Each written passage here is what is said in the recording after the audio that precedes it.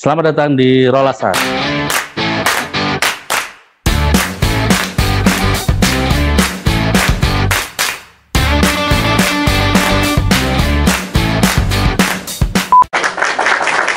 Selamat datang di Rolasan. Kali ini kita akan kedatangan bintang tamu. Ya, nggak datang juga sih, tapi lewat Zoom. Alhamdulillah di sini sudah ada Profesor Purwo Santoso. Beliau adalah guru besar di bidang politik dari Universitas Gadjah Mada. Terus gitu, Iya, di sini nanti kita akan membahas tentang hal-hal yang berbau politik karena kebetulan tema kita adalah berdaulat dalam politik, sekaligus ini menyambut tahun politik di tahun depan. Sebelum kita masuk ke bicaraan yang lebih dalam atau tentang kita, saya pengen dengar cerita dulu nih dari Prof. Purwon.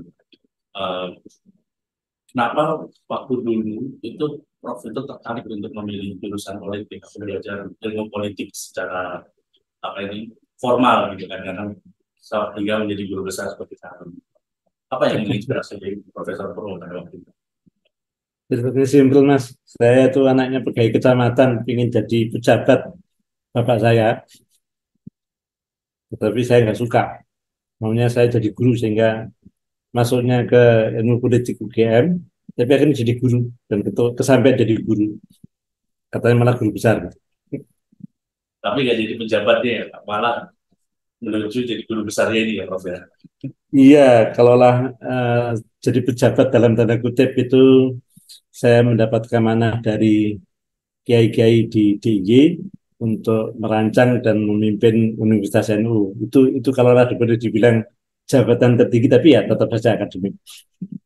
Iya, Jabatan dan pendidikan, tidak jabatan di pemerintahan. uh, Sebagaimana kerja politik pada umum. ya saya dulu mendengar kalau Profesor Purwon ini rektor di Unmul Jogja ya, rektor Iya, pertamanya. iya. Saya ingat dulu saya pernah keinginan untuk mendaftar jadi pegawai di sana. Oh, nah, kalau anu ketahuan apa jenengan punya potensi begini, harusnya udah diterima dari dulu. Gitu. Kalau mungkin bukan jalan rezekinya, saya malah alhamdulillah bergabung sama Perpustakaan Nasional di Publik Internal Asisten. Iya, iya, iya. Terus selama mengkaji ilmu politik ini, apakah Profesor Purwo itu eh, menemukan hal-hal yang menarik? Atau ada apa yang namanya politik itu kan pasti dalam tanda kutip mungkin agak ada yang kejam gitu kan. Sehingga ketika kita meneliti eh, ilmu-ilmu sosial khususnya yang berkaitan dengan politik itu ada nggak sih Nah, gangguan-gangguan yang berbahaya gitu misalkan Prof, itu gimana? enggak, saya enggak berani yang berbahaya-bahaya saja. Tetapi ada persoalan yang serius yang tidak pernah diadres secara bersama-sama, namanya kewarganegaraan. Jadi kita ngomong demokrasi, ngomong apa, tata pemerintahan yang baik dan seterusnya itu syaratnya adalah ada warga negara aktif. Dan negeri ini sebenarnya kalau ada kewarganegaraan itu tipis banget. Karena yang ada yang tebal itu adalah kependudukan. Sehingga politiknya adalah mendomestifikasi penduduk supaya gampang dikuasai. Itu Dan seperti syarat untuk berdemokrasi, berdaulat itu tidak ada karena selama ini ya kita bekerja dalam rezim kependudukan, dan rezim kependudukan itu yang menjadikan orang behave diatur, termasuk partai mudah dimobilisasi atau tugasnya hanya mobilisasi dukungan, sehingga cita kewarganegaraan itu nggak ada. Dan kalau katakanlah Bung Karno, Bung Hatta itu mengajak berdaulat, yang berdaulat adalah kita secara bersama-sama, dan kebersamaan kita itu masih masih apa namanya mudah dicapik-capik, bahkan dicapik-capik oleh diri kita sendiri, ya kan? Sehingga persoalan politik yang menurut saya penting itu adalah kekitaan kita. Jadi kita dengan politik politiknya liberal, lalu diajak untuk bebas, termasuk bebas berpendapat, termasuk bebas memaki orang lain. Dan kekitaan kita itu nggak pernah menjadi kegelisahan karena kita tidak diajari menjadi warga dari entitas yang namanya negara. Yang ada adalah ada penguasa yang menjadi elit dengan partainya dan seterusnya, lalu memobilisasi dukungan setiap pemilu, dan kemudian mobilisasi dukungan itu menjadikan nyaman berkuasa, dan berkuasa nyaman itu karena hukumnya sudah ditata demikian rupa sehingga pemerintah yang punya hierarki tertinggi itu dahsyat kekuasaan di bawah, sehingga justru penjinaan warga negara melalui hukum dan terusnya itu yang justru menjadi persoalan. Dan kalaulah ada masalah, itu masalah bahayanya karena kita tidak sadar sedang mencabik-cabik kekitaan kita itu kira-kira persoalan kedaulatan yang sebetulnya akan dibicarakan lebih dalam di sore hari ini. Tadi itu Prof bilang ada kependudukan dan keluarga negara. Itu apa yang memisahkan di antara dua hal itu, Prof? Maksudnya kita lebih paham tentang kenapa Ya, kita juga berkependudukan dibanding berkewarganegaraan. ya, eh, ya, ini soal wacana ya, soal narasi publik. Eh, Kalau kependudukan itu kan suka-suka yang ngetik kartu penduduk. Hmm. Hubungan hak dan kewajiban dengan penguasa itu nggak menjadi kepedulian. Padahal politik, apalagi politik yang berdaulat dalam kerangka negara republik ini, itu mensyaratkan warga negara aktif, termasuk aktif menggalang silaturahmi, menggalang kekompakan atau kecerdasan kolektif. Dan atas nama kebebasan dan terusnya, kita mengeksploitasi kebebasan kita, tapi kemudian nggak punya tanggung jawab kekitaan itu. Sehingga karena kita itu dibiarkan seperti atom-atom yang diwadahi kaleng gitu, sehingga penduduk-penduduk itu lalu ditumpuk, lalu kemudian menjadi kartu penduduk tumbuh menjadi penduduk, dan kewarganegaraan itu ibaratnya seperti kartu penduduk yang ditumpuk itu. Dan itu manifestasinya ketika kita menyelenggarakan pemilu, kita nyaman sudah vote, lalu kemudian ada hitungan suara, dan hitungan suara itu memang menjadikan kandidat dari partai politik itu naik, tapi warga negaranya hilang karena tidak mempertaruhkan kekitaan kita. Karena yang dipertaruhkan adalah tim sukses setelah sukses memobilisasi dukungan, dan kalaulah sudah berpartisipasi, partisipasi pada level simbolik, bukan partisipasi sebagai ownership terhadap negara. Jadi sense of ownership terhadap sistem politik dan terusnya itulah ketika tidak ada, sebenarnya yang ada adalah timbunan kartu penduduk. Berarti di dalam yang tadi itu politik kita ini masih warganya itu kurang memiliki rasa tentang kebangsaan ini gitu ya, dari hasil politik ini. Ya, kebangsaan itu salah satu ya. Tapi kalau kebangsaan itu kan lebih imajinasi kolektif. Tapi kemudian memiliki satu sistem di mana kita justru nyaman umpan-umpanan, embat-embatan, berdebat dan seterusnya itu tidak ada. Ketika kita misalnya sedang pemilu seperti saat ini, kita kan sibuk mengolok-olok yang lain. Dan kemudian atas nama partisipasi, warga negara yang harusnya memelototi kandidat, memelototi partai, itu nyaman dimobilisasi partai. Jadi jargonnya, pidatonya itu partisipasi, tapi sebetulnya itu mobilisasi dan pelucutan otonomi. Sehingga ketika warga negara itu dibiarkan seperti kelereng ditaruh di dalam kaleng, ya itu cara kita bernegara, dan kepublikan itu tidak menjadi kesadaran politik. Jadi demokrasi kita itu kan mengasumsikan kita bisa menjadi pemikir dan pejuang publik, dan kemudian ketika masuk ke negara melalui partai politik itu kan asumsinya kita menjadi sistem dan berlaku sistemik, tetapi yang ada adalah ego kita masing-masing, dan egoisme kita itu menjadikan sistem itu tidak pernah menjadi sistem. Dan ada banyak hal yang lain yang menjadikan saya ngomel, dan omelan saya itu ya yang kita punya itu keberdukan, bukan kewarganegaraan, bukan kekitaan kita yang menjadikan kita solid, dan secara utuh sistem inilah yang berdaulat. Karena yang berdaulat itu adalah elit yang memenangkan kontestasi, atau elit yang bisa memobilisasi dan terusnya, yang menjadikan warga itu tetap saja ya orang lain atau liang gitu. Dan ketika warga bukan menjadi pemilik sistem pemilik negeri ini, ya sebetulnya kita dijajah secara sopan karena ada narasi warga negara, tapi sebetulnya narasi sesungguhnya adalah kependudukan. Ya. Terus dalam perjalanan politik di Indonesia ini, sekarang kan tadi seperti dibilang kan lebih ke bukan partisipatif tapi lebih ke apa tadi istilahnya Mobilisasi. kontestasi gitu kan, pengerahan massa seperti itu. Nah sebenarnya dalam perjalanan politik di Indonesia itu dari segi periodisasi atau mungkin dari zaman ketika Prof. Didi dulu masih kuliah atau pas masih zamannya masih politik muda ya, walaupun sekarang juga masih muda ya. Nah, itu seperti apa, Prof, kebijakan politiknya yang ada saat itu? Apakah masih tetap pengerahan massa atau memang ini tuh sekarang mengalami kemunduran menjadi pengerahan massa atau gimana? Kalau kita lihat wacana yang digulirkan elit itu ada naik turun, pasang turunnya. Misalnya ketika zamannya Pak Karno dan kemudian Pak Karno membuat jargon revolusi misalnya, itu kan sangat serius menggalang kekitaan kita itu. Ya, Bahwa kekitaan kita itu katakanlah negara dengan beragam budaya, lalu disepakati budaya nasional itu adalah puncak dari budaya-budaya daerah gitu. Tetapi sense itu hilang sekarang karena negara itu menjadi entitas di atas sana dan kemudian budaya itu urusan bukan politik. Sehingga kemudian budaya untuk ngaruh ke menegur negara dan seterusnya itu tidak mudah berkembang. Tetapi ada dinamika dari waktu ke waktu begini.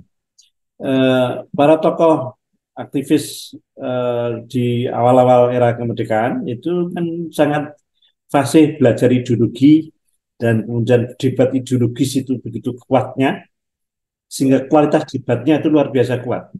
Tetapi di luar sana kan banyak orang yang belum matang seperti itu sehingga kemudian ideologi itu kemudian menjadi identitas dan yang ada adalah mobilisasi identitas. Dan oleh karena itu lalu kemudian eh, mobilisasi identitas itu dihentikan dan kemudian Pak Karno menata sistem yang disebut sebagai demokrasi terpimpin karena rakyat itu memang harus dipimpin, tapi elitnya itu tidak sanggup merajut kebersamaan, lalu kemudian ada sekian banyak pemberontakan dari waktu ke waktu. Tapi menurut saya karena waktu itu memang warga negara itu kalaulah ada itu ya lebih pada elit terdidik itu dan masanya masih mengambang. Nah, situasi menjadi lebih parah lagi ketika zaman Orde Baru partai-partai politik digembosi, dijinakkan, dan kemudian ada entitas baru yang disebut sebagai Golkar yang tidak pernah ngaku sebagai partai politik dan baru ngaku setelah reformasi. Tapi fungsi partai politik itu dijalankan secara sempurna, tetapi sempurna dalam rangka untuk membackup kekuasaan negara. Dan partai-partai ini ya sekali lagi masih nyaman mengurusi penduduk yang sudah dimobilisasi itu. Sehingga ketika dari waktu ke waktu bahkan sampai sekarang ini era yang terjadi adalah masih era mobilisasi, hanya saja mobilisasinya itu dengan jargon yang lebih lebih membuka kebebasan gitu ya. Tapi kita masih bingung dalam kebebasan. Misalnya sekarang ini ketika teknologi sudah tersedia secara luas, orang harusnya bisa mendapatkan informasi dan kemudian informasi yang semakin banyak itu menghasilkan keputusan yang akurat. Yang terjadi justru sebaliknya, warga negara itu mencari informasi yang disukai dan kemudian berkelompok di antara sesama konsumen informasi tertentu dan kemudian masing-masing itu yakin dengan basis datanya, lalu masing-masing menjelekkan, lalu kita berada di dalam era yang disebut sebagai post-truth society. Jadi sekali lagi ketika kita masih terjebak nggak bisa memilah-memilih informasi dan seterusnya, lalu kita masih memilih afiliasi kecil-kecil ya kesukuan, keagamaan dan seterusnya, itu ya kekitaan kita itu belum belum selesai karena kita belum melebur dalam satu identitas kolektif namanya Indonesia.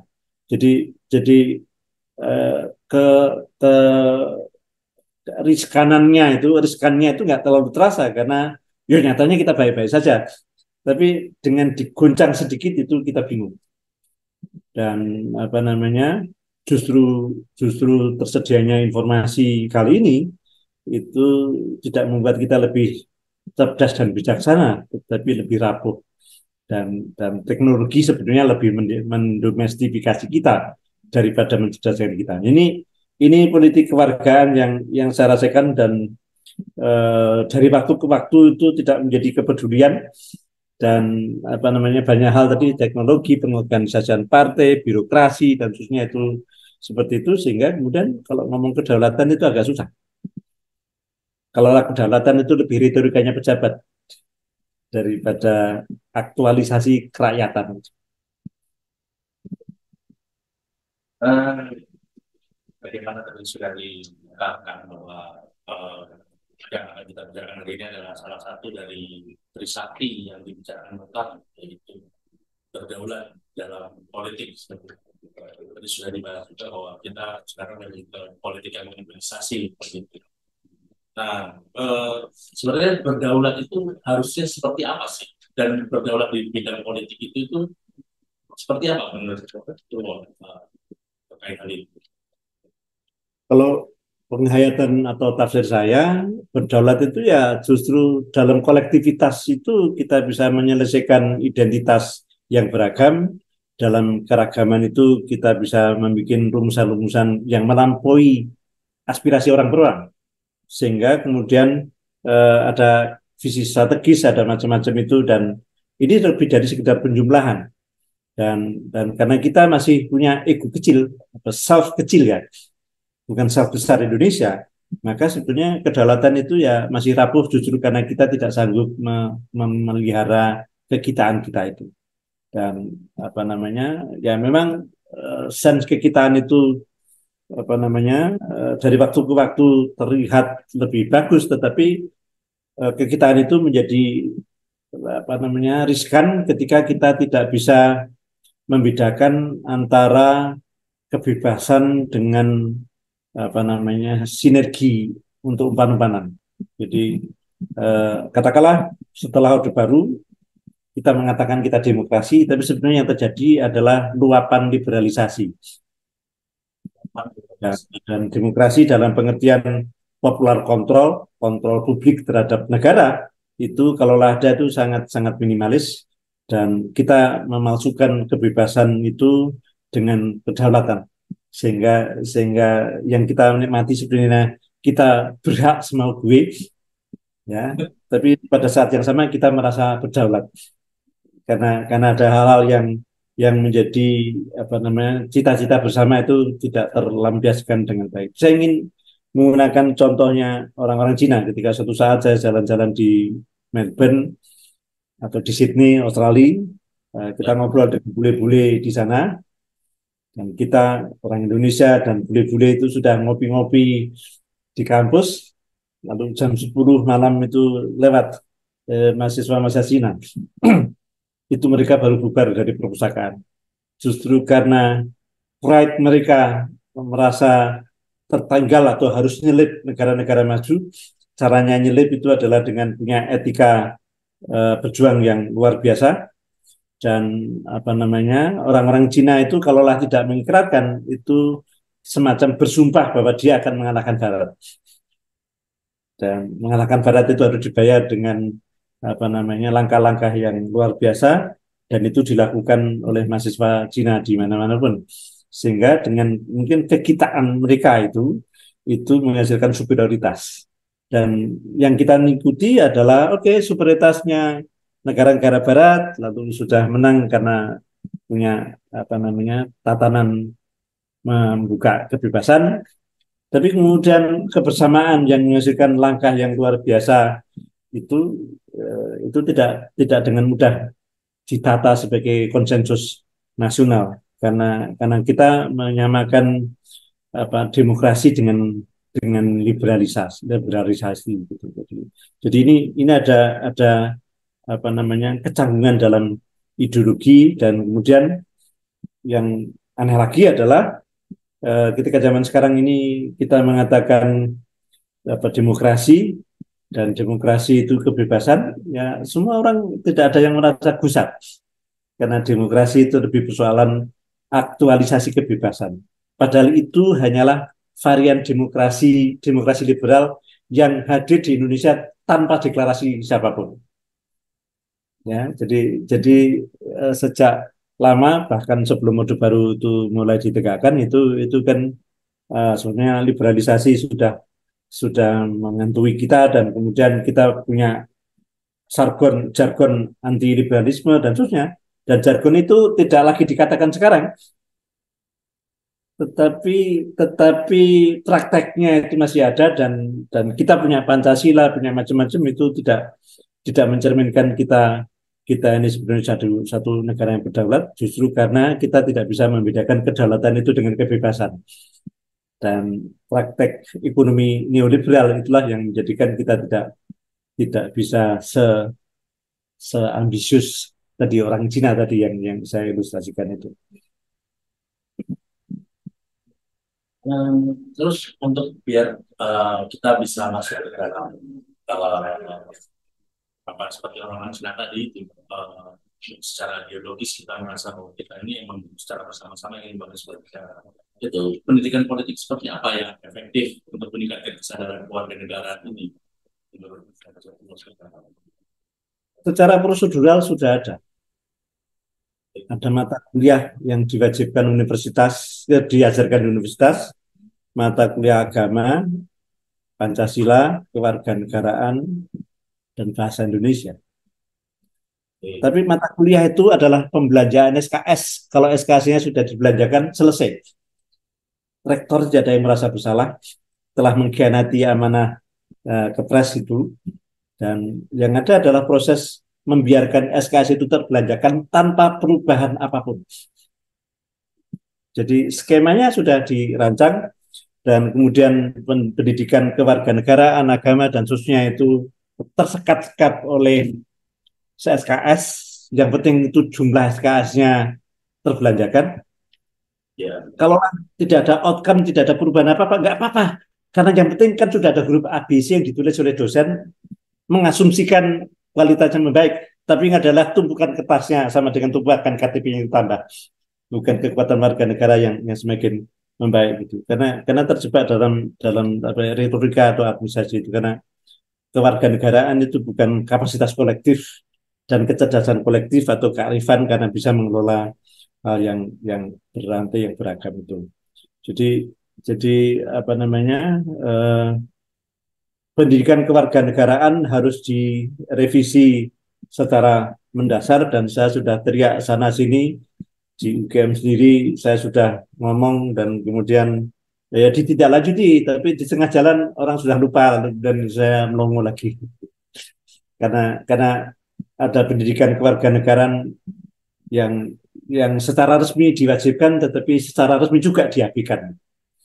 Lalu pendidikan kewarganegaraan yang ada sebetulnya hadir dalam aktivisme politik, sehingga kalau aktivis-aktivis ya katakanlah ikut gerakan reformasi dan menumbangkan Orde Baru, itu ya karena asal aktivismenya itu.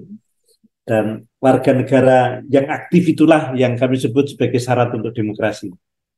Tetapi aktifnya itu hanya untuk melemahkan negara.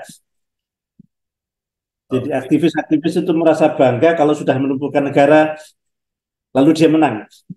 Karena sense kekitaannya itu adalah aku yang menang, bukan dia. Sehingga di dalam negara ini masih ada aku dan dia. Bukan umpan-umpanan antara warga negara dengan negara. Sehingga tadi kedaulatan yang harus menandai negara semakin kuat, tetapi negara kuat itu tidak harus melumpuhkan kewarganegaraan. Sehingga jumbuh antara dua-duanya itulah yang menjadikan kita bisa merancang hal strategis, berpikiran jauh ke depan, dan pada saat yang sama kita tidak terombang-ambing hanya karena perbedaan dan sebagainya. Jadi dalam hal ini pendidikan politik untuk justru memupuk kekuatan negara, tetapi bukan untuk melakukan represi, tetapi untuk bisa membuat langkah-langkah strategis, dan pada saat yang sama kewarganegaraan itu bisa diartikulasikan oleh warga negara yang justru kekuatan negara itu justru tumbuh oleh tutup, kira-kira gitu. Dan kita masih terjebak di dalam dilema, kalau negaranya kuat, warga negara nggak boleh kuat, atau sebaliknya, kalau warga negara kuat, negaranya harus dilemahkan. ini kedaulatan yang masih terjebak di dalam apa namanya narasi parsial dan istilahnya lagi tadi kegitaan kita itu belum terjalin dengan baik. Apakah ini juga bisa termasuk karena disebabkan karena tadi itu pendidikan kewarganegaraan yang menjadi dasar setiap sekolah bahkan perguruan tinggi itu suka berganti-ganti nama atau tapi esensinya sebenarnya juga kurang ini kurang ada gitu. Itu pengaruh juga nggak? Menurut saya sih nggak ngaruh ya, karena bagaimanapun juga akhirnya dihabiskan juga kok, diganti namanya kan yang dilakukan kan juga nggak ada bedanya. Ya, Jadi ganti-ganti nama itu masalah bisa jadi, tetapi kan nggak pernah dipraktekkan itu loh. Nah, misalnya begini, kalau kewarganegaraan itu bisa dibayangkan sebagai sinergi antara kekuatan rakyat dengan kekuatan negara, maka tugas mata kuliah atau mata pelajaran kewarganegaraan menunjukkan hadirnya negara. Dan ini yang sedang saya uji coba di dalam penyelenggaraan kelas, karena saya juga mengampu mata kuliah hak asasi manusia dan kewarganegaraan. Sehingga tugas saya adalah menunjukkan literasi politik, menunjukkan adanya negara, termasuk potensi jahat, potensi apa namanya misleadingnya negara. Sehingga akal sehatnya warga negara inilah yang harus diasah, dan kemudian dia tahu bahwa negara hadir dalam administrasi, negara hadir dalam teknokrasi, negara hadir dalam regulasi dan seterusnya. Yang karena kita ketika menjalani pendidikan politik itu tidak menghasilkan literasi politik yang lebih baik, maka praktek politik kita juga masih masih silang sengkarut kira-kira gitu. Jadi soal penyebutan berganti-ganti itu satu hal, tetapi kemudian konsisten untuk tidak mempraktekannya menghasilkan kemampuan menjadi warga negara yang lebih baik, menjadi sense agen publik kependidikan yang lebih baik, itu hilang. Dan di sisi lain ada pendidikan kewarganegaraan yang tidak usah pakai kewarganegaraan, tetapi sebetulnya sangat fungsional. Misalnya NU Muhammadiyah atau apa namanya Katolik punya Tarakanita, punya Debrito, punya macam-macam itu kan sebetulnya fungsi mengambil alih tugas publik negara. Sehingga justru orang beragama lalu artikulasi komitmen agamanya itu dengan membuat layanan publik, itu tugas negara yang diambil alih oleh warga negara. Tetapi itu tidak didudukkan sebagai kontribusi warga negara, justru karena iliterasi politiknya. Sehingga negara tugasnya apa dan warga negara tugasnya apa, itu justru underscore atau menganggap sepele kalau macam itu. Dan oleh karena itu, ketika saya ditugasi oleh kiai-kiai untuk merancang Universitas NU dan memimpinnya, ya niat saya, oke, ini tugas kewarganegaraan yang diamanatkan oleh kiai, saya harus melayani warga negara supaya lebih cerdas dan mencerdaskan kehidupan bangsa itu kalau bisa dilakukan dengan duit atau dengan swadaya NU ya bagus, dan kalau bisa mendapatkan duit dari negara ya memang tugas negara harusnya begitu. Nah, jadi itu contoh artikulasi kewarganegaraan yang masih masih tidak disadari. Di sisi lain, warga negara atau pendidikan-pendidikan yang pakai judul apa namanya tadi kewarganegaraan khususnya itu ya hampir nol gitu, dan ini kemudian ya menjadikan perilaku kita di dalam berdemokrasi itu apa namanya masih tetap saja pincang, dan urgensi untuk meningkatkan keaktifan warga negara memperjuangkan nasib publik itu masih tetap saja rendah. Sehingga ya dalam hal ini ya kedaulatan yang diamanatkan oleh Bung Karno untuk kita matengkan itu ya masih nggak kunjung mateng gitu. Mungkin dari pendidikan itu juga menurut generasi muda itu politik itu adalah topik-topik yang rumit sehingga menganggap bahwa politik itu harus serius dan berat gitu untuk dibicarakan. Apa mungkin modelnya harus dibuat menjadi lebih asik atau gimana biar generasi muda ini merasa asik ketika kita berbicara politik, karena kan nggak sedikit juga ketika kita membahas politik kalau teman-teman dengan sebenarnya itu mereka langsung mengira nggak suka dengan sebenarnya. Ya, ya justru karena tadi sistem pendidikan politik tidak menghasilkan literasi politik yang lebih baik itu ditandai oleh narasi-narasi yang tidak akurat atau tidak fair. Misalnya politik itu sama dengan korup dan apa politik itu harus dengan curang dan seterusnya. Itu kan menandai bahwa kita tidak sanggup memikirkan kekitaan kita dalam berpolitik dan apa namanya keniscayaan harus ada warga negara yang bertanggung jawab terhadap tatanan dan kemudian harus ada yang ya berkhidmat di situ dan seterusnya itu juga tidak menjadi kesadaran strategis atau kearifan warga negara dan Allah tadi menjadi aktivis itu juga tadi sering sering berbelasuk maunya memperkuat sistem tapi kemudian menembangkan pemerintah dan seterusnya. Dan di sisi lain pemerintah juga juga apa namanya juga ketakutan kalau warga negara cerdas sehingga trauma Orde Baru di mana organisasi-organisasi kemasyarakatan termasuk NU yang saya ikut menjadi bagiannya itu ya trauma banyak kiai-kiai NU sampai sekarang itu masih takut menyebut NU dia menjadi bagian dari NU karena trauma di masa lalu ini ini trauma di masa lalu itu belum terhapus dan apa namanya artikulasi yang katakanlah asik itu juga kalau misalnya ada kebersamaan ya kalau bahasanya Gus Dur gitu aja Pak repot tapi kan kemudian Gus Dur mengambil langkah-langkah yang aneh Ya. sehingga artikulasi anehnya Gus Dur itu ya baru disadari manfaatnya belakangan. Tapi pada saat yang sama kan gitu aja kok repot gitu. Ini contoh contoh literasi politik yang dicontohkan oleh Gus Dur sehingga dia ya punya kalkulasi macam-macam dan kalau misalnya dia dalam tanda kutip dijebak itu ya sadar dia dijebak sehingga beliau sendiri pun juga paham kalau masa berkuasanya dia itu pendek dan seterusnya itu ya sebetulnya sudah dalam kalkulasi karena memang itu apa anomali sejarah gitu. Tapi poin saya adalah keasikan berdemokrasi atau keniscayaan memang harus ada yang berpikir agak aneh dan seterusnya itu kan harus menjadi seni di dalam berpolitik dan seni berpolitik inilah yang tidak menjadi narasi justru karena tadi politik itu jahat nggak usah jadi politisi dan seterusnya dan mungkin saya dalam batas tertentu juga termakan oleh narasi itu sehingga saya tidak menjadi pejabat atau tidak ikut partai politik. Gitu kalau jadi pejabat ya agak jadi ya Prof. Takut kalah laut dengan sistem. Dan itu kan dalam politik itu kan kadang terasa ini ya, ada di dalam itu di transaksional gitu kan. Padahal dalam nasionalisme yang menurut saya itu dasarnya adalah pengorbanan gitu. Ya, Ada hal transaksional itu kadang sulit untuk mengorbankan sesuatu. ya, Terus bagaimana untuk mengatasi hal itu agar bisa berdaulat dalam politik di dalam demokrasi kita itu?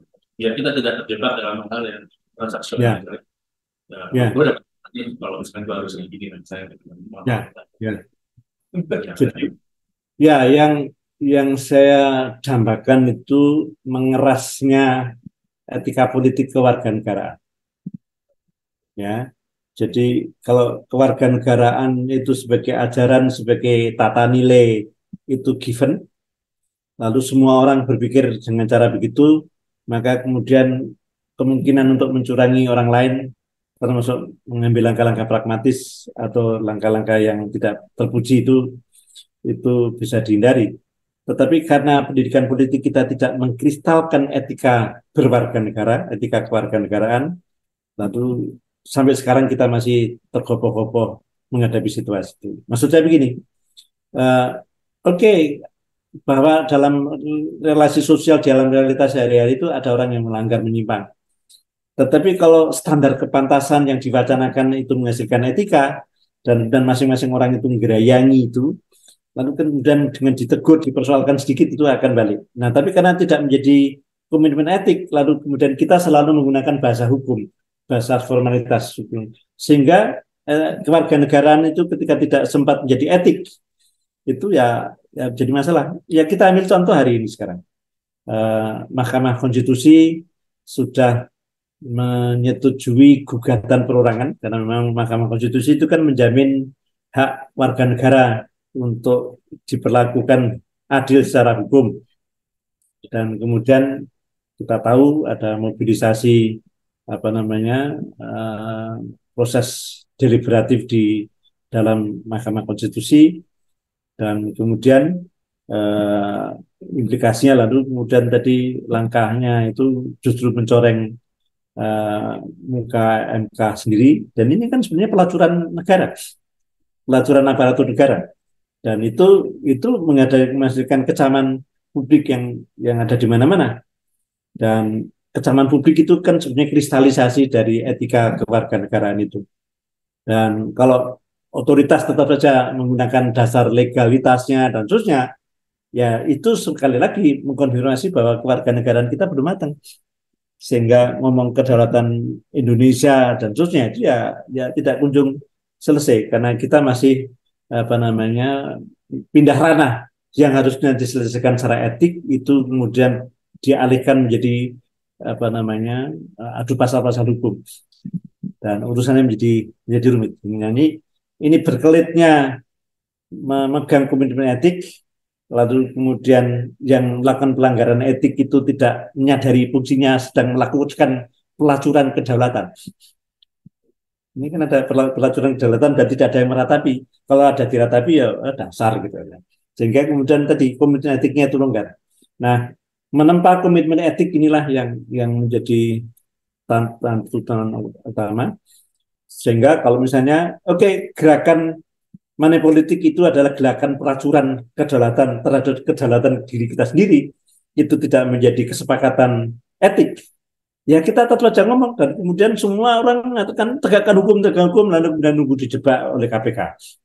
Jadi justru karena kewarganegaraan itu harus pindah ke jalur hukum, lalu komitmen etik itu tidak punya kekuatan karena tidak menghasilkan komitmen etik dan wacana deliberatif ya, proses deliberatif yang mestinya itu ada. Dan itulah yang menjadikan tadi kerapuhan kita dalam berkedaulatan itu sebenarnya dalam hal mengartikulasikan kedaulatan warga negara itu. Tadi udah bahas-bahas MK nih. Terbarunya ini ya Prof. Ya. Nah, capres-cawapres ya. Itu sebenarnya kenapa itu bisa menjadi suatu polemik yang berlebihan ya. Memang di samping kita tahu bahwa tujuannya mungkin salah satunya adalah untuk mendukung anak presiden misalnya. Tetapi sebenarnya kalau kita berkaca pada zaman dulu, Bung Karno mendirikan partai di usia 26 tahun, terus kemudian menjadi presiden di usia 40, lalu Sultan Syahrir menjadi Perdana Menteri di usia 36, dan Jenderal Sudirman juga itu masih usianya cukup muda untuk menjadi panglima besar. Nah itu kenapa saat ini perlu ada pembatasan usia seperti itu yang harus ada dianggap matang seperti itu.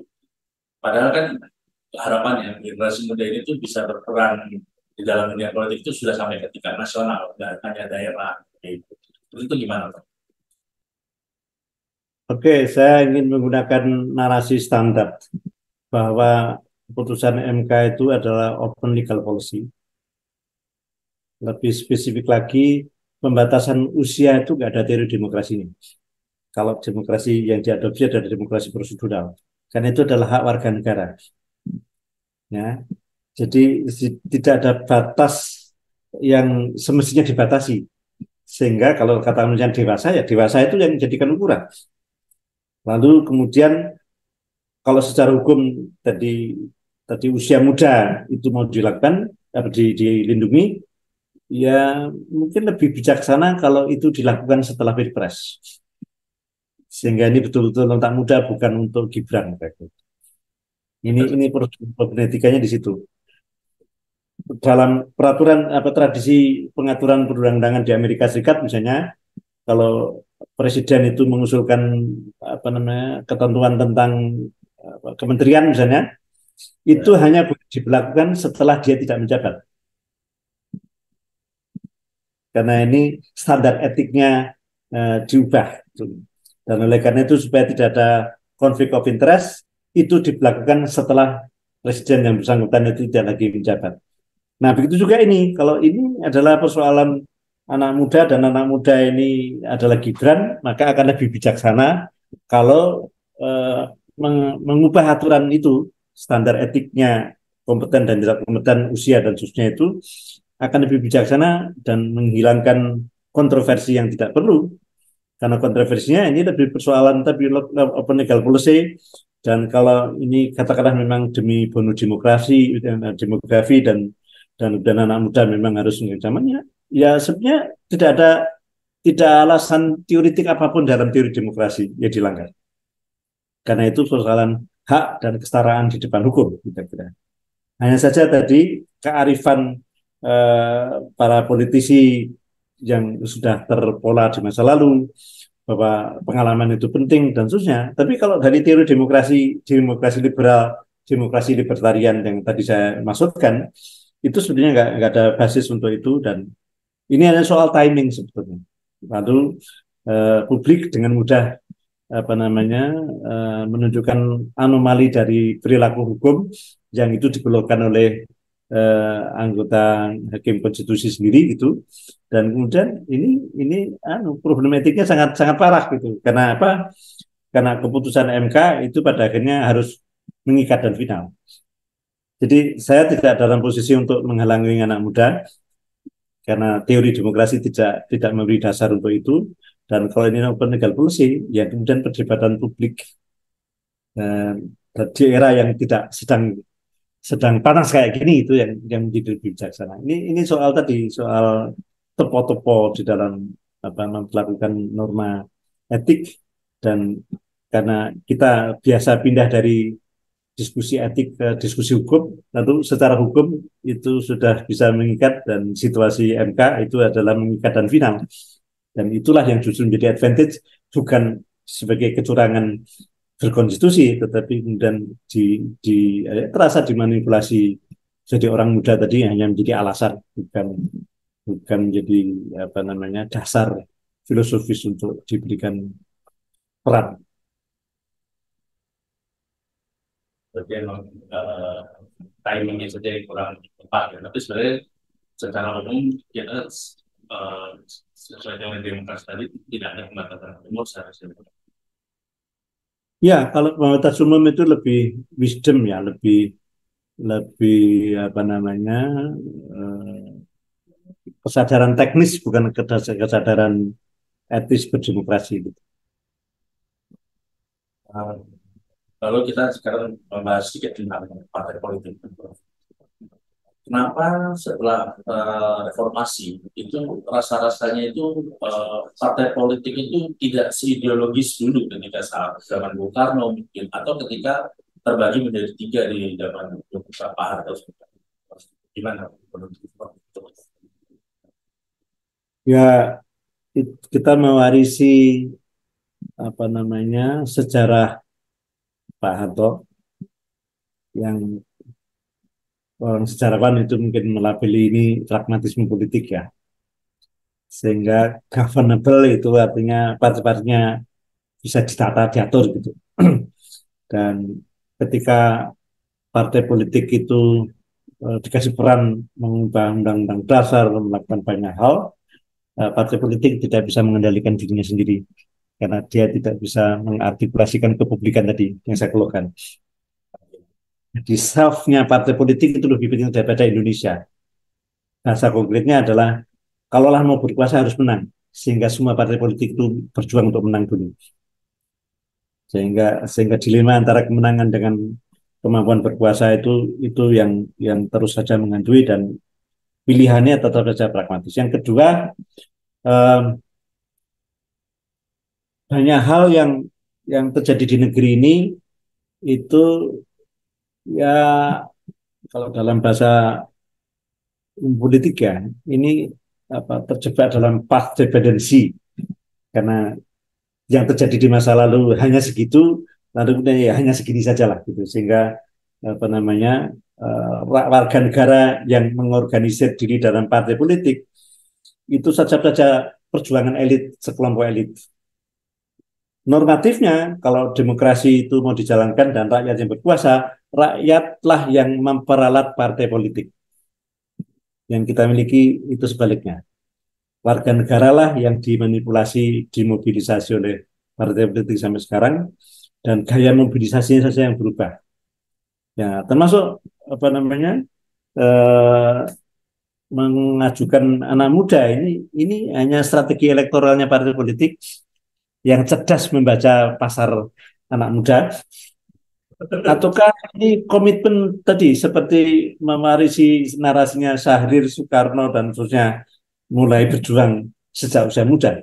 Ini saya masih ragu-ragu apakah ini hanya taktik elektoral karena sebagian besar voter itu adalah generasi milenial, lalu semua orang berebut itu, dan juga anak-anak muda jangan-jangan juga suka yang tokoh-tokoh yang tidak punya ideologi. Itu sekedar sebagai contoh. Jadi eh, partai itu secara normatif itu dikatakan punya tiga wajah ya. Partai di konstituensi, partai di grassroots, di warga, di masyarakat. Yang kedua, partai di dalam organisasi partainya, di DPC, DPD, DPP, dan seterusnya. Dan partai di parlemen. Kalau untuk bisa masuk ke parlemen, itu ada tim sukses. Ya, tapi untuk bisa menghasilkan kebijakan, itu nggak ada timnya untuk masuk ke parlemen. Sehingga negeri ini ya silakan karena tugas saya adalah memobilisasi dan kemudian dapat kursi suara di parlemen, ya sudah. Lalu kemudian dia tidak memikirkan negara, fungsi publik, mengawal kebijakan dan seterusnya. Itu kalau ada itu lebih ritual daripada substansi. Masing-masing partai memberikan kesan punya ideologi, tapi ideologi yang asli adalah pragmatisme, isme sebagai ideologi. Jadi semua sepakat dengan ideologi karena masing-masing punya rumusan visi misi dan seterusnya, tetapi nggak pernah membicarakan anggarannya dari mana, sehingga tidak sungguh-sungguh memikirkan itu.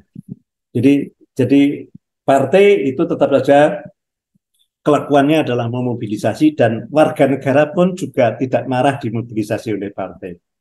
Simpatisan partai itu harusnya kan justru mengolok-olok partai yang ngajak ribut. Tapi kan kita justru menjadi simpatisan untuk ikut ribut gitu. Karena warga negara itu masih mudah dimobilisasi dan literasi politiknya masih rendah.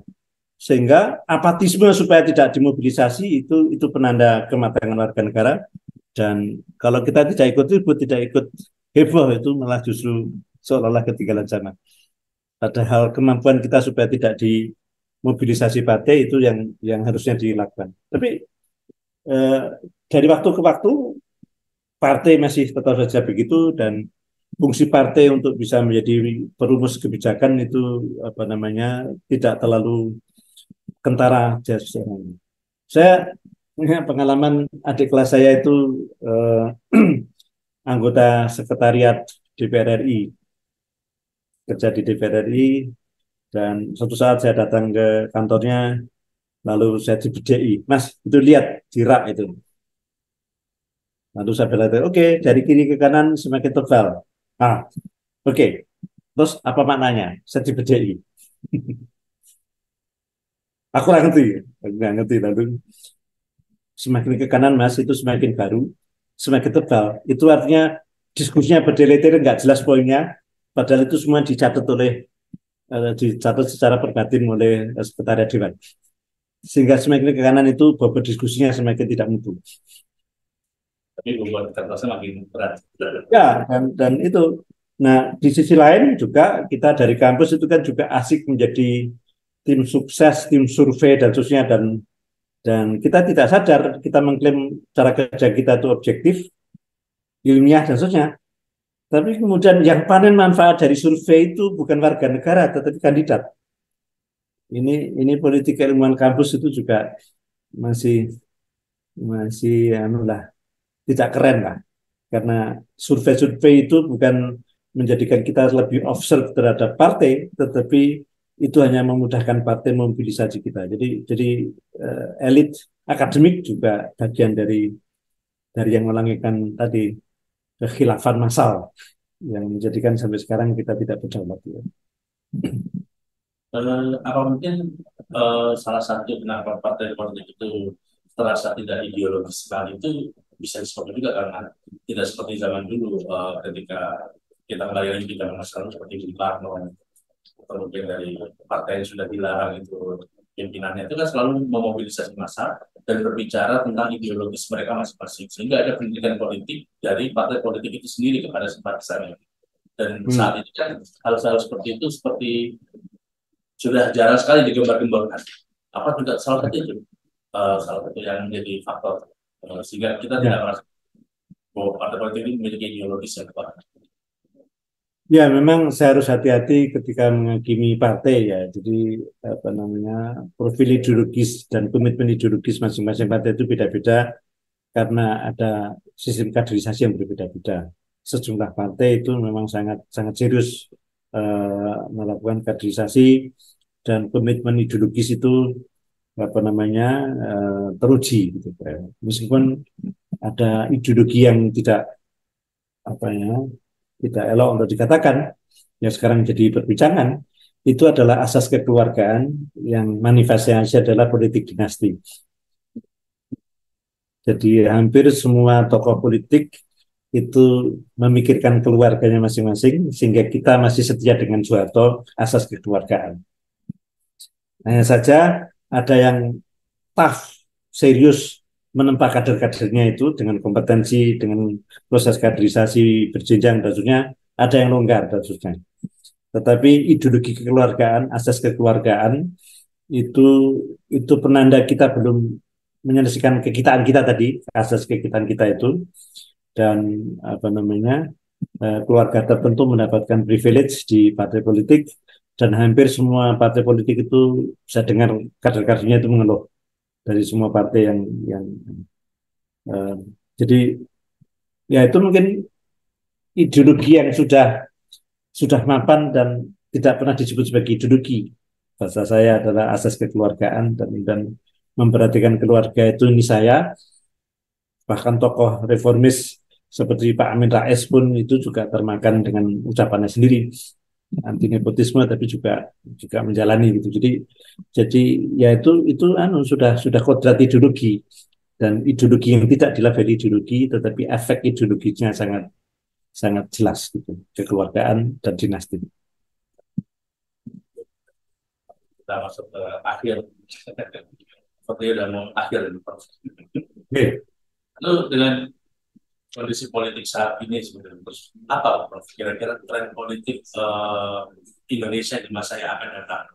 Apakah akan tetap seperti ini atau memang sudah ada usaha-usaha untuk lebih membuat bukan memobilisasi lagi tapi lebih ke membersamai kita itu, terutama keluarga negara seperti kita? Sebetulnya ada ruang untuk mengasah kedewasaan atau literasi politik itu, dan ada lembaga seperti BPIP. Tetapi apa namanya, lembaga itu sepertinya salah tingkah, ya.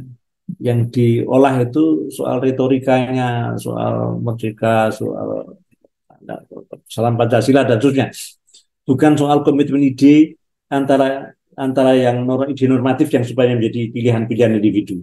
Tidak sampai ke situ. Dan apa namanya mungkin fungsi redefinisi refungsionalisasi dari lembaga itu, cara kerjanya seperti apa dan seterusnya. Dan kalau misalnya BP itu direformat sehingga tidak menggunakan kata ideologi tapi kerjanya adalah kerja ideologis, mengasah kedewasaan berpikir, mengasah untuk bikin proses reflektif, lalu tadi refleksi-refleksi itu di-share kepada generasi muda sehingga berpolitik itu asik gitu dan terusnya. Itu proses itu yang belum terjadi, dan lembaga seperti itu masih terjebak retorika, terjebak dalam formalisme dan seterusnya. Padahal ideologi itu kan kemudian justru bisa menepis cara berpikir yang formalistik. Karena ini persoalan olah rasa, olah jiwa, dan menjadi komitmen etik. Sehingga reproduksi komitmen etik ini menurut saya tantangan besar yang belum ketemu dalam 3 dekade belakangan ini, setelah kita selesai dengan Orde Baru, dan kita masih terjebak di dalam cara berpikir yang formalistik, serba legal, bukan serba etik. Dan kalau itu dilakukan, politik akan tetap mahal, politik tetap isinya undit-unditan, saling saling menguntit orang lain dan seterusnya. karena budaya kita adalah budaya distrust, bukan budaya. Ya. Nah, jadi kekitaan kita itu menurut saya urusan penting, dan secara akademik itu tidak kita seriusi, secara pragmatis juga terjebak di dalam kepentingan jangka pendek atau narasi-narasi formalistik, dan apa namanya gerakan demokrasi. Kalaulah kita ingin mengapresiasi, tetap saja terjebak dalam miopia. Pemerintah itu lawan, bukan justru mitra untuk diperkuat gitu. Jadi feature macam itulah yang saya renungkan selama menjalani profesi sebagai guru di UGM, dan ya paling saya hanya mengajak berpikir kritis macam itu sambil memobilisasi cara-cara baru untuk menanamkan kewarganegaraan, literasi politik dan seterusnya, yang ya kayaknya masih belum banyak yang tertarik karena itu nggak menarik, ya nggak keren. Mungkin masih terlalu berat bahasannya itu kan. Oke, Prof. Terakhir, apa harapan Prof. Purwo Santoso ini untuk Indonesia, khususnya di bidang politik mungkin, atau mungkin bagaimana menghadapi tahun politik tahun depan? Ya, tahun politik itu nggak perlu dilebih-lebihkan. Itu ya keniscayaan, dan kalau politisi itu rakus kekuasaan, ya itulah saatnya rakus, kira-kira gitu. Tetapi kemudian merebut kemenangan dengan pemilu dan seterusnya itu kan bukan akhir dari ceritanya. Justru menggunakan kekuasaan setelah dipilih dan kemudian menghasilkan praktek yang make sense secara etik, itulah yang harusnya dilakukan. Dan kemudian proses evaluasi kinerja dan seterusnya tidak hanya mengandalkan ukuran-ukuran yang formalistik. Dan misalnya tadi soal apa, seberapa kuat kita mengasah kekitaan kita, itu kan tidak bisa diukur dengan angka gitu. Tapi bisa dirasakan itu masih lemah. Sehingga kampanye untuk bisa menginternalisasi demokrasi sebagai komunitas etik, demokrasi itu harus dibayar oleh warga negara, bukan dinikmati oleh politisi. Karena kebersamaan kita sebagai warga negara itu kan supaya efisien sistem yang kita miliki dan cerdas. Nah, yang terakhir harapan kita adalah karena banyak hal itu apa namanya seperti paradoksal ya. Justru untuk bisa dihormati orang lain kita harus menghormati. Justru untuk dihormati kita juga harus menghormati. Dan logika-logika terbalik itu sebenarnya lebih masuk ke etika yang sudah menjadi kearifan, dan karena kita tidak terbiasa mengasah kearifan dengan cara itu, kita selalu membawanya ke domain hukum atas nama kepastian. Tapi yang pasti adalah distorsi hukum itu menjadi. Nah, antara hukum dan etik itu harusnya saling melengkapi, tapi selama ini menjadi pilihan. Itu kalau saya boleh curhat, menyalurkan aspirasi melalui podcast ini.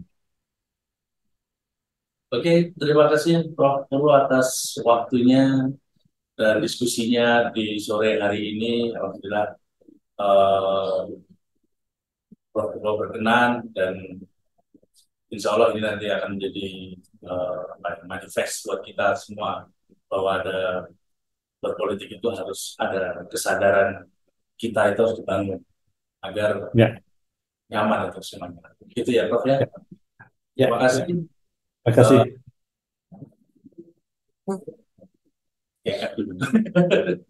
Saya tutup dulu ya, Prof. Ya. Saya. Oke, terima kasih teman-teman sudah menyaksikan Prolasan. Jangan lupa untuk subscribe YouTube-nya Perpustakaan Bung Karno. Terima kasih, sampai jumpa. Assalamualaikum warahmatullahi wabarakatuh. Waalaikumsalam warahmatullahi wabarakatuh.